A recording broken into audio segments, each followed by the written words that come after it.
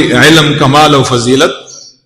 موسی علیہ الصلوۃ والسلام مبارک صاحب شریعت تے صاحب تورات تے نبی دے رسول دے ہوتا سو گورے سورت کہف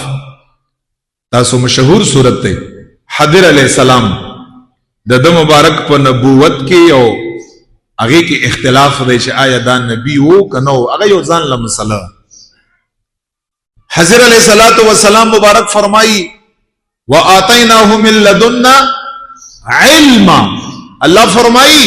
ما موسیٰ علیہ السلام لم د شریعت او د تورات او دیر علم ورکلاو نبی د وقت نبی د زمانے ټولو نه لوی عالمی خو اللہ فرمائی حضر علیہ السلام مبارک لما خاص علم ورکلاو لدنی علم سوشو حالانکہ موسی علیہ السلام ډیر لوی شخصیت ته او په الله باندې ډیر ګران دی او په قران کریم کې ډیر تذکرہ موجود ده کلیم الله دی الله سره خبرې کړي او چې د علم خبر رااله دومره پاورفل سیز دی دومره بهتر سیز دی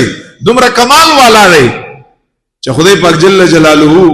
موسی علیہ السلام ته فرمایل فوجدا عبدا من عبادنا وآتیناه رحمتا وعلما اللہ فرمائی موسیٰ علیہ السلام تا موسیٰ علیہ السلام مبارک لاٹ شا او پسین بغار باندے بداسی داسی یو شخصیت رتا ملوشی دا اغنم دے حضر علیہ السلام لاٹ شا او اغسرا دا علم دا حصول دا پارا وقت تیر کڑا موسیٰ علیہ السلام صاحب تورات و شریعت تا اللہ فرمائی وجداوا چې حضر علیہ السلام مبارک لا اللہ تعالی یو خاص قسم علم ورکړاو چې الله تعالی په خپل خوخه باندې هغه علم موسی علیہ السلام مبارک لا نو ورکړای حالانکه موسی علیہ السلام په مرتبه کې په کمال کې په رسالت کې په نبوت کې په دغه ټولو خبرو کې موسی علیہ السلام د حضر علیہ السلام نه بهتر او افضل صاحب کتاب او شریعت ته بنی اسرائیل یو لوی جلیل القدر پیغمبر دی خو خضر علیہ السلام مبارک سره یو خاص علم په بنیاد باندې چې هغه سره علم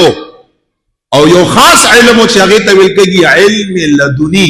الله د طرفنا موسی علیہ السلام تم الله فرمایل چلار شاه تا شان او شوکت ارس په خپل ځای باندې ولال شاه حضر علیہ السلام مبارک نه هغه خاص علم زدکړه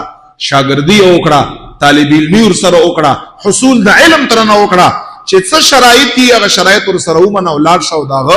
په علم کې پیروکاری وکړه موسی علیہ الصلوۃ والسلام مبارک راغی او حضر علیہ الصلوۃ والسلام مبارک نے حصول علم وکړه دومره کمالی شی موسی علیہ السلام مبارک غو صاحب شریعت الله فرمایي چې هغه خاص علم خضر علیہ السلام سره موجود دی لاړ شه هغه خاص علم حضر علیہ السلام نه حاصل